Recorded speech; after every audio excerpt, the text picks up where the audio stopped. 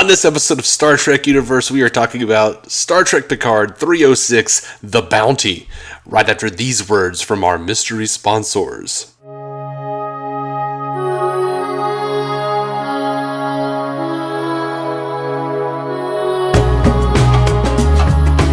Welcome to Star Trek Universe, the podcast where you get to listen in on two lifelong friends chat about Star Trek. My name is Matthew Carroll. I'm David C. Robertson. Hey. Hey, buddy. You seem very excited. I am, too. This is a really fun episode. This was such a good episode. Yeah, and just getting to see the shipyard was, enough to, and they set it against these, great conversations they're having about, legacy and then about family and all. It's so many great, real human things happening. Mm-hmm. The real character moments set against the backdrop. It reminded me of every time we've seen a ship in Star Trek for the first time, they do those slow move arounds, Yeah, man. Except with more going on, more actual characters having conversations while we get those moments. It was awesome. It was really awesome. It was. I loved it. I was so excited that in commercial breaks, I was on Twitter just looking at the latest Star Trek Picard comments and stuff. Mm-hmm. Already, I saw unbridled excitement. There were a couple of people who were like, "This is fan service," and I'm like, "I am a fan. Service me." Yeah, it is a little ridiculous fan service, but I loved it. It's great. I didn't see anything that was over the top fan service necessarily. It's a little contrived. The entirety of this plot is a little contrived to get these 7 people on the ship together. You know what I mean? It's definitely it's how they did it in Generations, where they all get together for a wedding or whatever. That's a little more Nemesis. Realistic. Okay. Oh no. Yeah, you're right. The other was I forget Generations what they're doing, walking the plank or something. I don't know. Whatever's happening in that thing. That was they were promoting Worf. That's right. And that was a ceremony for him. Yeah. See, things like those weddings, it kind of makes sense. You get all 7 people together for one reason. This does feel a little I'm not upset about it. I'm fine with it. You got to do it somehow. But it's everybody has their own very specific reason they need to be in the story. But it's it could be anyone. But of course, it's going to be the 7 crew members of the Enterprise. Yeah, it's one of those things where they did it though on the original Trek movies, because they'd be well, Sulu's captaining his own ship, and Chekhov, Chekhov was in some other place in almost every movie, and somehow he winds up back on the Enterprise. Oh yeah, I'm okay with it. I don't care. Yeah. I'm with you. I'm just saying, I get why people are it's a little fan wanky, because it is, especially James T. Kirk's body being in the Daystrom station, which they've laid the groundwork now. They could bring back William Shatner as James T. Kirk, elderly. They absolutely could. Yeah. Absolutely. For a second, when they said they stole human remains, I was like, are we going there? Are we bringing James T. Kirk into this for the final Picard moments? Oh, man. Yeah, it did. Well, it occurred to me that because what's her face, Vadic said, bring me everyone who's ever mattered to Picard or whatever, and I was like, man, they have Kirk's corpse. She could go back for that too and just be like, guess what, bitch? Shatner. But yeah, and to me, the Picard, the fact that they stole Picard's body, I keep forgetting he's in a positronic body. So I'm sure. How could they have stolen? Did they clone Picard at some point? But then I was like, oh shit, no, he has a dead body. His actual dead body. And they could use it to, I'm assuming, just learn to take his form, but I don't think they would need it to do that. Mm-mm. So you do something with reanimating it? Are we going to get actual human Picard against positronic Picard? Did they steal his body and use it to clone a duplicate Jack? Well, yeah, but they'd need both Grimson Crusher and Picard to do that. I guess so. I guess so. Yeah, I'm just trying to figure out something. I have no idea. That's the thing, is all this stuff's going on. I have no idea what their plot is here. The fact that they stole Picard's body, I mean, at least that ties the story together a little bit with Jack. Like, they clearly want something from these guys. Maybe the Uromatic syndrome causes, like we talked about last week, and maybe there's some sort of connection that they need, like, between the 8472 and the changelings. The other thing that we heard from Vadic this episode was, that was just a theory, by the way. We were talking about the 8472 last week. I'm just saying in case people didn't listen last week, and I'm just like throwing 8472 in there. But we heard something in Jack's brain say "connect us." Yeah. We also heard this episode. Vadic talks about how we will be one united again. We will be in unity united again. Yeah. We will be at peace again.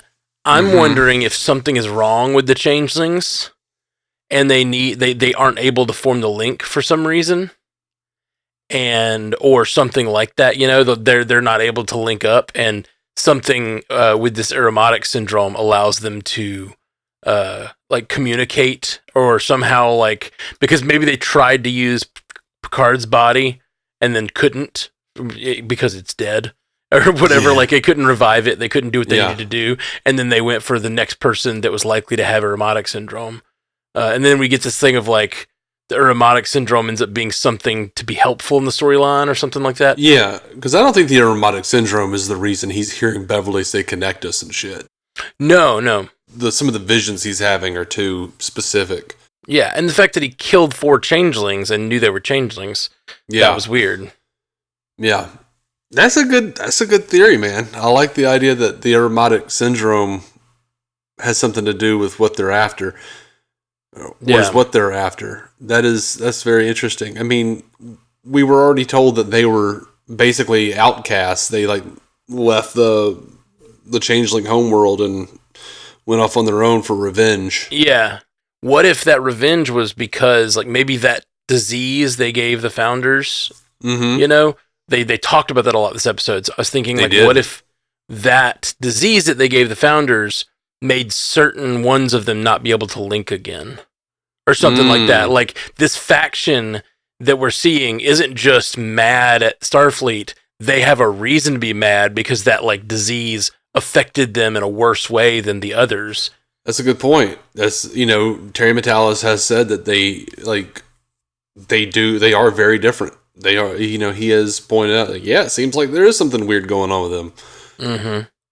Like, she's got a lot of, like, cracks in her face and stuff, Vadic does. And then these others... well, she's also a smoker, so... She also said to these her henchmen or whatever, she said something, she called them, like, formless or something like that. And I'm wondering if they just have, like... What if they're, like, I don't know... They're like the children of people who had the disease or something like that, like, they were never able to link. They were never able to form properly. They were never able to, like, use their abilities like they're supposed to be able to. You remember how frustrating that was for Odo? Like, not being able to be around other changelings, not being able to, like, he would, like, practice for days being a chair, you know, stuff like that. Like, it was part of his training as a changeling. And, like, what if something about the disease caused, like, these guys, she called them formless and we haven't seen their faces. What if they're just, like, you know, not able to be solid completely or something like that? And you know what? And it was one of my favorite lines of the episode was Riker saying, "How much of that goo shit did they pour into you?" And that one freaked out and hit him. And it was like, maybe they're sensitive. Like, maybe there's a reason. Like, that would be really cool and humanizing for the villain if, like, we find out they're all, like, deformed changelings because of their disease that was spread among them, and they're, like, out for revenge because they were outcast from their society. That's a really good call. By the way, I totally should have known that it was Picard that they went there to nab because Kirk's body is total foreshadowing. Yeah, it kind of is. Oh. You know, we talked a lot last week about the books, The Return, and all those books. And in those books, they take the body of Kirk and turn it into a Borg. And, like, you can imagine if there are these characters that have all these Starfleet secrets that are like legendary characters that you can imagine they want to like protect the remains from any like outside sources getting a hold of them and using them in some sort of, nefarious way. Yeah. Man, I love the return of Data. I just do. Better than the return of Data, it's the return of this new character. Brent Spiner's always talking about how he doesn't want to come back and do the same thing again and all this stuff. Yeah. This is a version I could really get behind. Like, basically, like Data with DID. You know what I mean? Moon Knight Data, where he has to learn to like. We always wanted him and Lore to be able to like, somehow become brothers, but like Lore was just always just such a trickster. What if now they're in the same body and they have to learn to be a part of one another and like learn to work together to solve all the to save themselves? And that's like I could totally see a Star Trek Data that like follows that. You know what I mean? Yeah. Like literally Data Moon Knight. And just like do it, man. That sounds great. And just I loved when Spiner got the chance to transform between the three versions. Yeah. I'm really curious to see Lal, if he'll like produce a version of Lal the way he's doing with these other three. Yeah, man, I'm just so excited. I'm so freaking pumped for it. I loved everything about this episode, man. I love that they stole the cloaking device from the HMS Bounty or whatever they called it. The Bounty from Star Trek 4. Oh man, for a second I thought they were going to get on the Bounty and we were going to see like the bridge from Star Trek 4 and everything, and they were going to fly in on the Bounty. I was so there for it. Man, they even had some of the score from Star Trek 4, and I was just like, yeah! That's awesome. It's so good. I thought it was going to be the Defiant, because that had a cloaking device. That would have been smarter to grab from the Defiant. Yeah, as soon as they were talking about... Which, that was a temporary treaty with the Klingons, so they could do it during the Dominion War, so it's possible it doesn't have it anymore. So that's my headcanon. Well, it was a treaty with the Romulans. Oh, okay, sorry. Because the Klingons were allies. Yeah, that's right. I was thinking it was Klingons because they were allies. But when they were on their way to the Fleet Museum, I was like, I wonder if they'll get the Defiant. That would make a lot of sense. And then the first one they showed was the Defiant, and I was like, oh, I called it. And then they didn't get the Defiant. Yeah. Use the Bounty's cloaking device. You would think the cloaking device on the Defiant would be more technologically in line with... Yeah. Which is why I think my headcanon is they had to have it removed after the Dominion War. And the Defiant, that's just... maybe. Of course, you'd think the Klingons would want their cloaking device back from the Bounty, too. Like, if that's the case. Yeah, probably not. Yeah, that probably doesn't make a lot of sense that they've got the Bounty sitting there with a cloaking device on it. Yeah, but hook or by crook, I was happy for how they did it. And... oh man, it was good to see those old cats again. Mm-hmm. Yeah, for sure. I'm really excited. It was the best. We've talked about Brent Spiner these last couple of seasons, and I just didn't like what they did with Data in the first season. The second season, I just didn't like Brent Spiner's acting, and it was a little rough. Yeah, I didn't like that Soong. I didn't like him at all. But just the moment of him like reliving these old characters. And being Data, being like the curl of his lip when he became Lore, I was just like, oh, that's Lore, all right. Like fully there, man. Yeah, dude. Like I was kind of happy, honestly, that no one was here because. Were you crying like I was crying? No, different parts. No, I wasn't. Or did you have yourself a real fan wank? As Riker is identifying the music, I was already like, Pop goes the weasel. Dude, I was like hitting the couch going, Pop goes the fucking weasel! Pop goes I was so excited. Yeah. Because I already knew, and then they did that like flashback, that great flashback. That's the first episode, right? Yes, Encounter at Farpoint. Encounter at Farpoint. And it looked so good. It really looked great. They made it look so good. I don't know if it was them making it look good or if it was the remasters that they did a couple years ago. but it looked so good. And it didn't look out of place. It didn't look, cheesy 80s TV show. It looked cinematic. And I was really just like, I was like, oh my God. First, I'm excited because it seems like Moriarty was just like a thing from Data's head. Yeah, for sure. Like the Crow. And I was like, and I was so excited because I feel like, and maybe it's still in there somewhere in a future episode. I'm so excited that we're getting more than just Moriarty and Lore teamed up. Like, right. I wasn't terribly excited, especially with like such a strong first half of the season. I was like, are we really like dragging Moriarty into this? And I think like I assumed that yes, it was a distraction, like Worf was saying, and the thing they were really stealing was Lore and Moriarty. Right. Yeah. I thought that too. That's what we've talked about that. I really thought that was like, I thought at least Lore was what they stole from there, and maybe Moriarty would come in at some point too. That would have been fine. But I am so excited to get something different than what I expected or whatever. Like I called something better. I would even say. I think so, or at least something with the potential to be better. Right. So many times we've thought of ideas and we're just bummed they don't do them. So the fact that you're excited they're doing something different is exciting. Yeah. The like sort of resurrection of Data is so cool because I hate the way Data went out in season 1. I hate it with a passion. It was like the opposite of the Data character. I didn't like it. And now it's just some weird alternate Data that we saw for a minute. You know what I mean? Like that had to live in that simulation for too long and needed to go.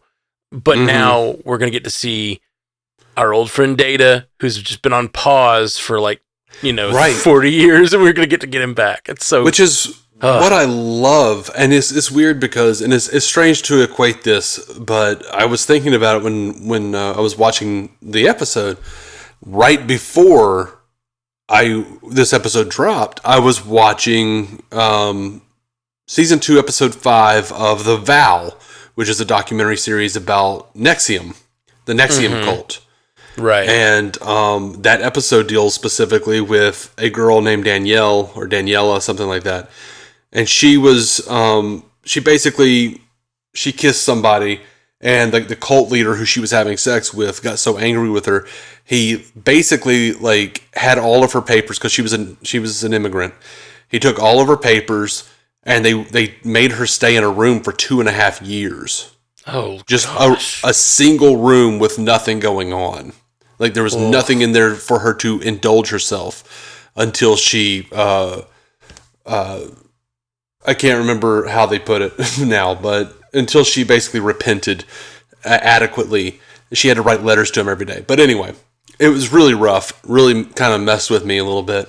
But as I'm watching this episode and thinking about Data, Data was also trapped in a room, and just looking at like how that affected a person in real life.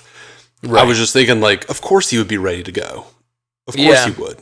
Yeah, we've talked about it a lot, and it just made me think of that as well. And that's possible. It just always felt like that's just such a shitty way for Data to go out. That it just made me so sad.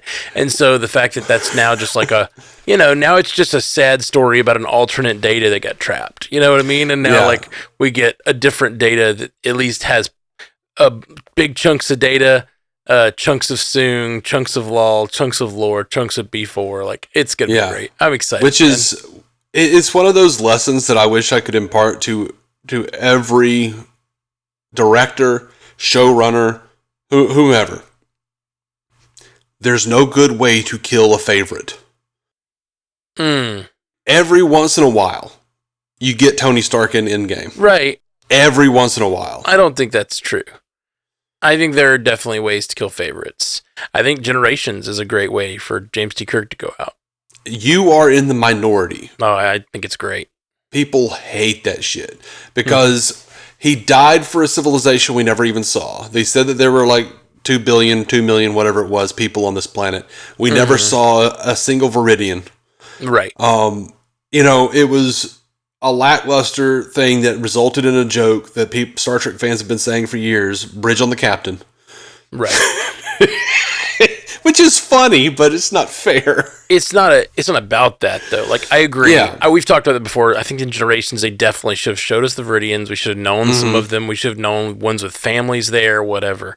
That would have been better. But Kirk chose to go out because he didn't want to live a life of simulation. He would rather go and continue the fight. And I think that's great. And like, he dies passing the torch to a new captain of the Enterprise. Like, it's just really, it's nice. I love Generations, and I love the way he goes out. Like, sure, whatever. I think that joke is fine, but like, I don't think it diminishes the movie.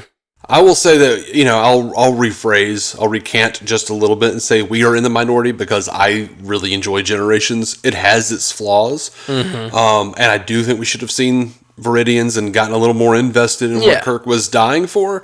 But it's kind of one of those things where you're like, Kirk should not have died anywhere but on the bridge of his ship. It's like there are certain, and a huge portion of the fandom feels like that was a completely lackluster way for Kirk to go out. Yeah. And it's so hard to craft a worthy death for an icon. Well, I agree. It's very hard. I just don't think it's possible. And I think Generations is a version of that works. But we have a chance to bring him back, man. And the 1701A is sitting right there in the shipyard, man.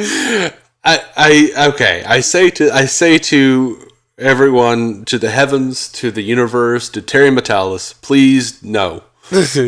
Do not bring Shatner back. I'm on board, man. I'm on board. Don't bring him back, man. Let him rest in peace. Which Shatner did recently say that he probably wouldn't do a Star Trek Picard style Kirk series. Which probably means he's talked to them about it and pitched it to them, and they said, "How much do you want?" And he gave them a number, and they were like, "No." Yeah. I think if anything, if he were to come back, it would probably be like an episode. I doubt they would do a full series with him. Yeah. No, he's 92. Like, I don't know. Just like, I could definitely see them, like, if they continue, this group of people that we're meeting now. I love this crew. I love it so much. Yeah.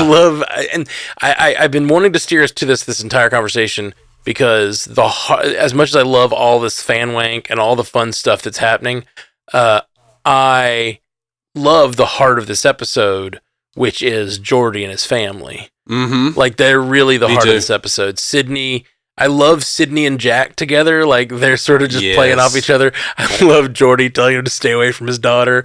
It's super fun, man. It's all great. And Geordi, like, being guilted by his young, impetuous daughter to get into the fight, it's good stuff, man. It's great. I loved all of that. I loved Picard's struggle with passing on the Irumodic syndrome to Jack. Mm-hmm. All of it was so good. It was so good. Yeah, it really was.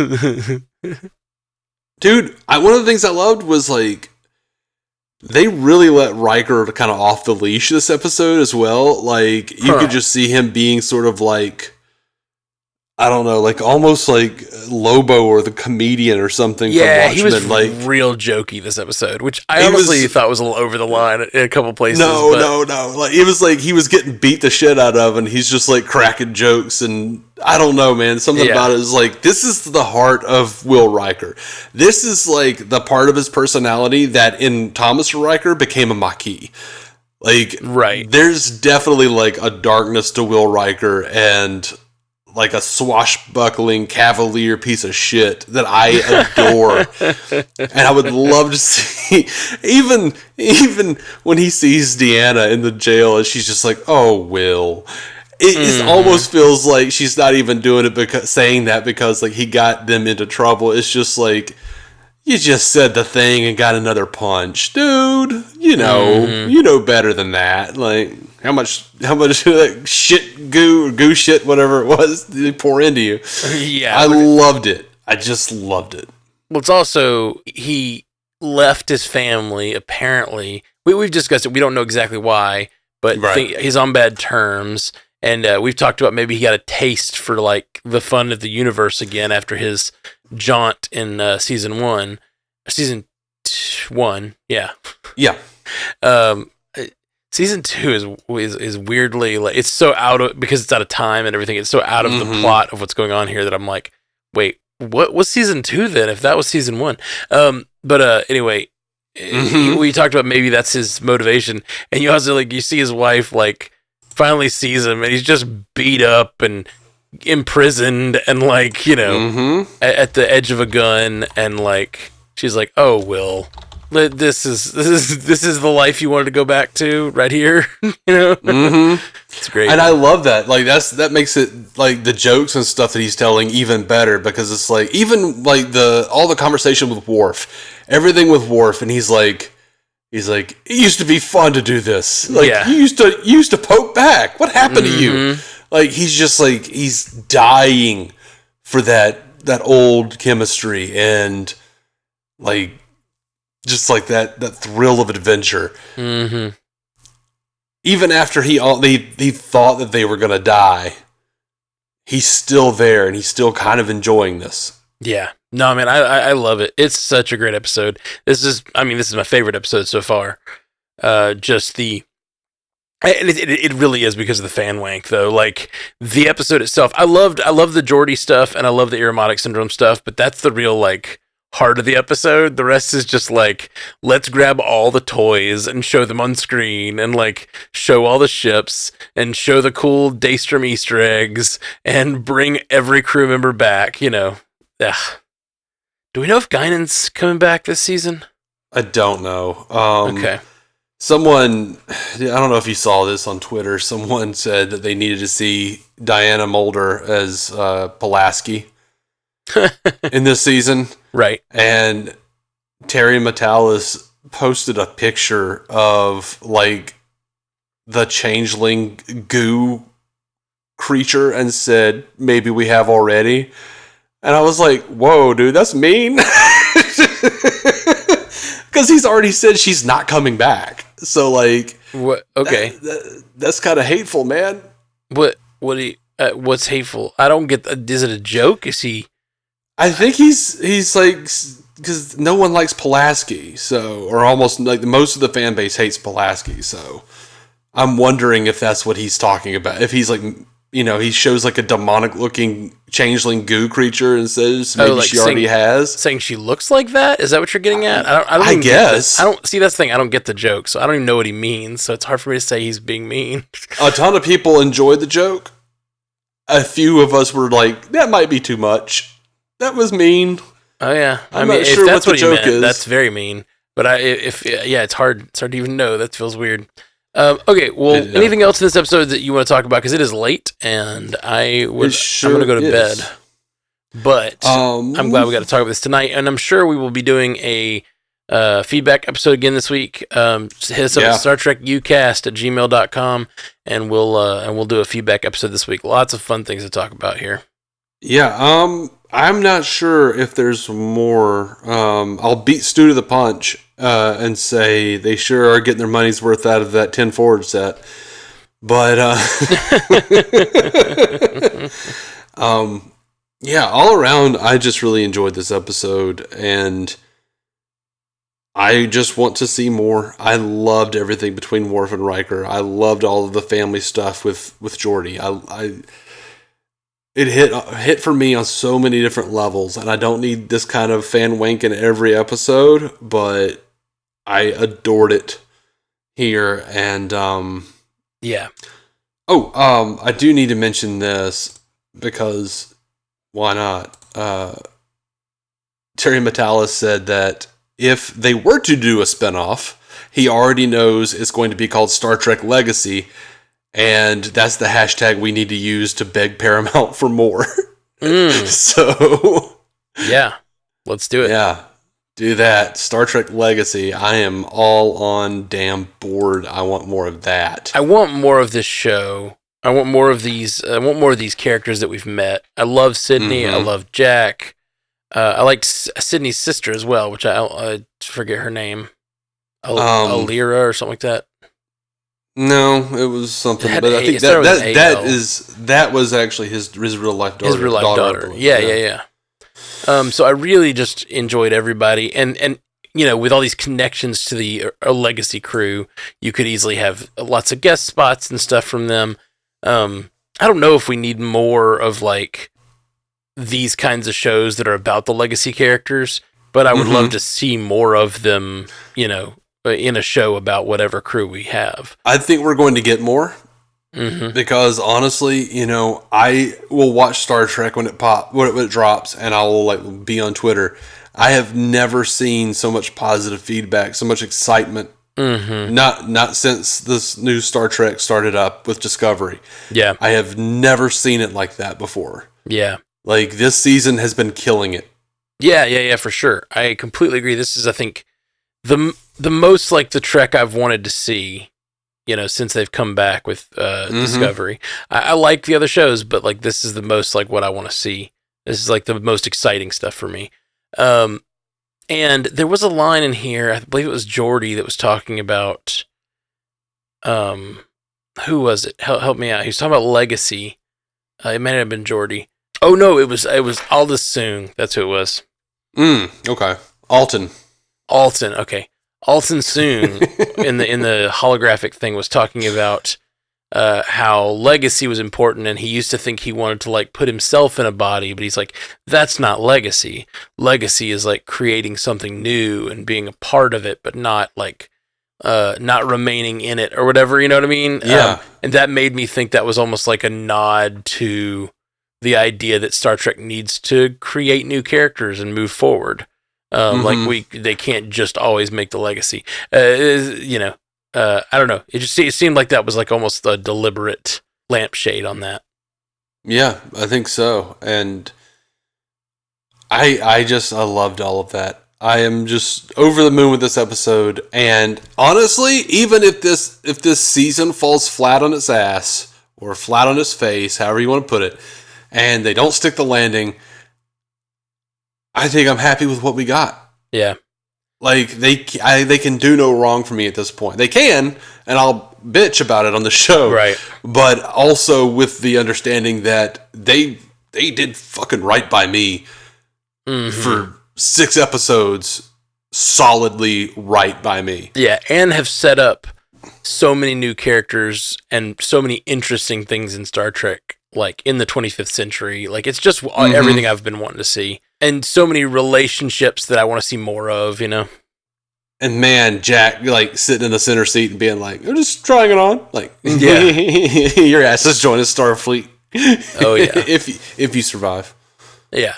All right. Well, I guess that's about it for us tonight. We're going to be back in a few days with a feedback episode, so send in that feedback, StarTrekUcast@gmail.com. Thanks so much, guys. Jolon True. Live long and prosper. Thank you for listening to the Star Trek Universe Podcast, a Stranded Panda production. If you'd like to hear more from David C. Robertson, check out the DC On Screen podcast or maladjusted.tv for his web videos. If you'd like to hear more from Matthew Carroll, check out the Marvel Cinematic Universe podcast or listen to his music. Just search for Matthew Carroll anywhere you get music.